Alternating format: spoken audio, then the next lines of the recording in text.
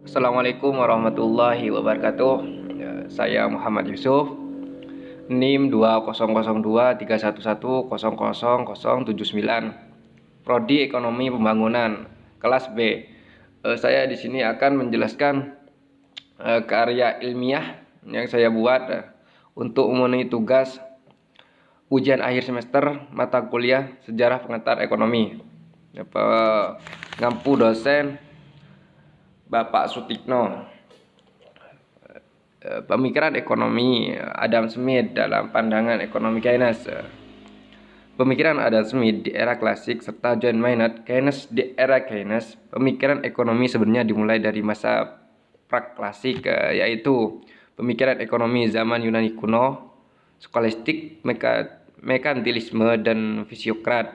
Namun secara garis besar, perkembangan aliran pemikiran dalam ilmu ekonomi diawali oleh yang disebut sebagai aliran klasik. Aliran yang terutama dipelopori oleh Adam Smith ini dipercaya bahwa sistem ekonomi liberal atau sistem di mana setiap orang betul-betul bebas untuk melakukan kegiatan ekonomi apa saja bisa mencapai kesejahteraan masyarakat secara otomatis. Sedangkan aliran Keynesian yang dipelopori oleh Johann Maynard Keynes muncul untuk mengatasi krisis yang melanda Eropa pada tahun 1930-an pasca Perang Dunia I. Ia diakui sebagai salah satu ekonomi paling berpengaruh abad ke-20 dan pendiri ekonomi makro modern. Pemikirannya menjadi dasar mazhab ekonomi. Pemikiran tentang ekonomi sudah berkembang pada abad ke-15 saat terjadi revolusi abad di Eropa. Akan tetapi, pengakuan terhadap ilmu ekonomi sebagai cabang ilmu tersendiri baru diberikan pada abad ke-18 setelah tokoh Adam Smith muncul. Adam Smith tahun 1729 sampai tahun 1790 merupakan tokoh utama dan aliran ekonomi yang kemudian dikenal sebagai aliran klasik. Pertama, dalam menghadapi masalah ekonomi yang terus berkembang dengan adanya perkembangan zaman, teori-teori ekonomi yang membagikan oleh pakar-pakar klasik seperti melumpuhkan teori klasik dan neoklasik tidak mampu menjelaskan fenomena dan peristiwa yang sesungguhnya telah terjadi, apalagi memberikan jalan keluar terhadap masalah yang dihadapi. Hal ini sebenarnya tidak dapat diselesaikan, sebab yang terjadi pada tahun-tahun tersebut memang sangat berbeda dengan persoalan yang selama ini dihadapi. Dalam situasi tidak menentu, inilah seorang tokoh ekonomi yang kemudian menjadi sangat berpengaruh, yaitu J.M. Keynes dengan teori ekonomi modern. Pemikiran filsafat Adam Smith memilih Adam Smith di antara tokoh aliran klasik lainnya karena Adam Smith merupakan orang pertama mengembangkan ilmu ekonomi sebagai satu cabang tersendiri dalam ilmu pengetahuan skolastik, merkantilisme, dan fisiokrat. Namun secara garis besar, perkembangan aliran pemikiran dalam ilmu ekonomi diawali oleh apa yang disebut sebagai aliran klasik. Aliran yang terutama dipelopori oleh Adam Smith di kota pelabuhan kecil di Chrysalidle.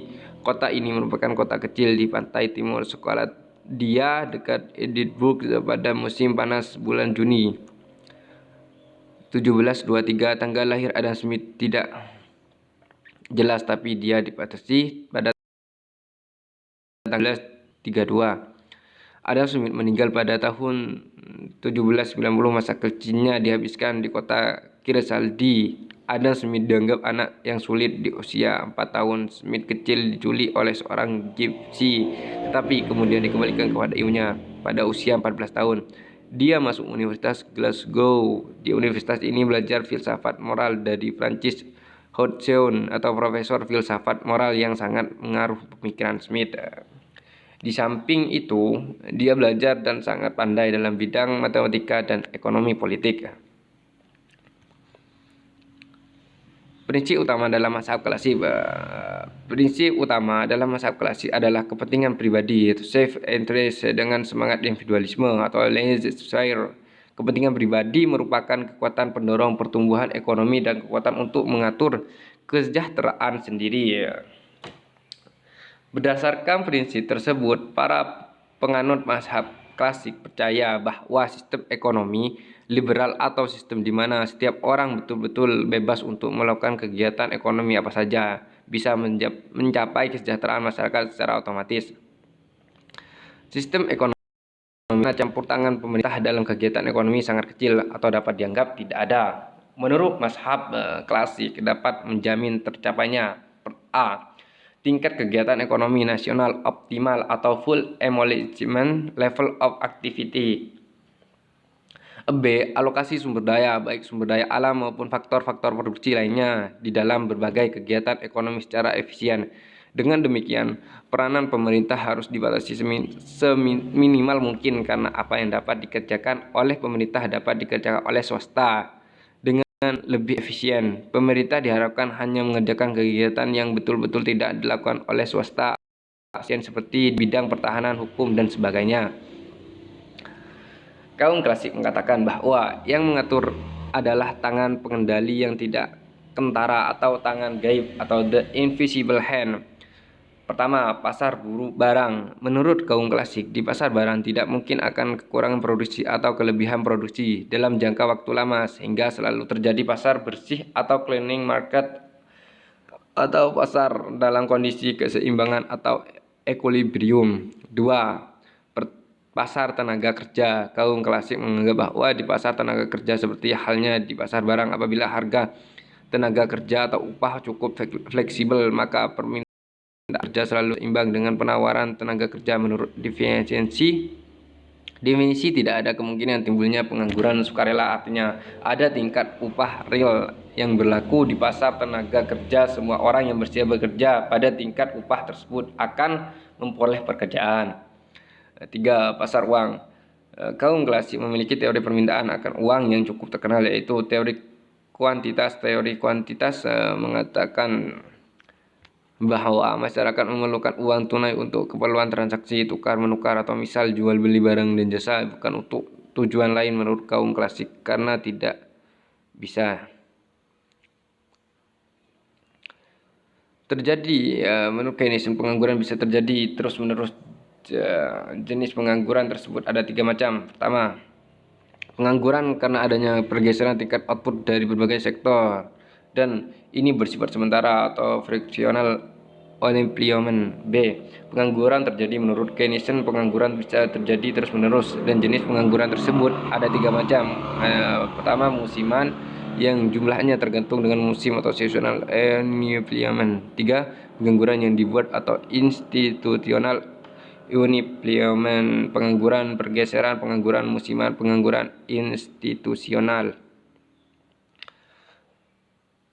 Perbedaan teori klasik dan Keynesian dalam hal uang ada, dan hal ini merupakan perbedaan besar. Keynesian tidak setuju dengan pendapat bahwa permintaan uang hanya ditentukan oleh kebutuhan transaksi, di mana transaksi ini dipengaruhi oleh volume barang, harga barang, dan kecepatan perputaran uang.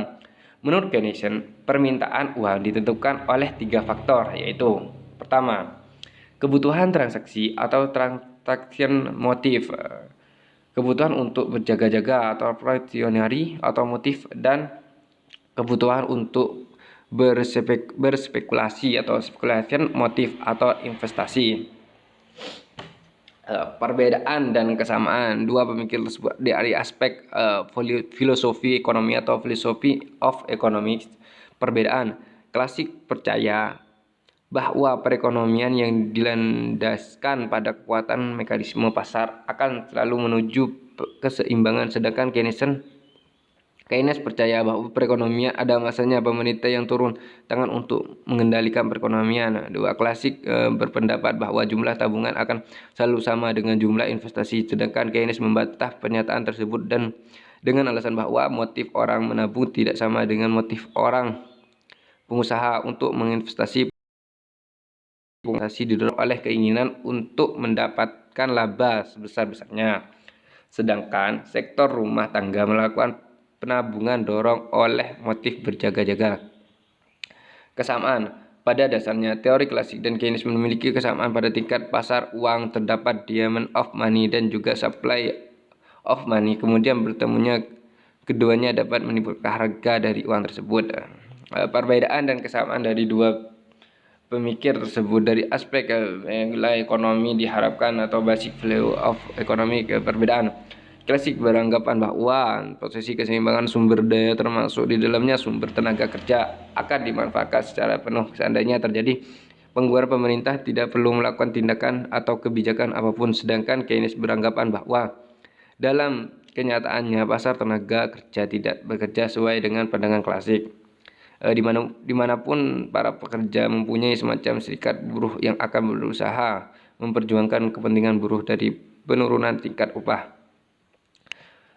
Terakhir, instrumen kebijakan yang digunakan atau instrumen ekonomi sistem perbedaan klasik berlandaskan pada hukum Say, yaitu penawaran akan menciptakan permintaan sendiri, sedangkan Keynes justru menolak hukum Say karena menyatakan hukum Say tidak bisa menjelaskan kenapa teorinya tidak berlaku lagi sehingga terjadi great berlaku lagi sehingga terjadi pada zaman Keynes.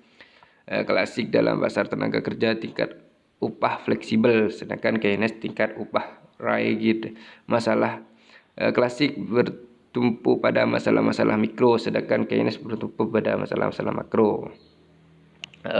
Sekian dari penjelasan dari saya, kurang lebihnya mohon maaf. Assalamualaikum warahmatullahi wabarakatuh.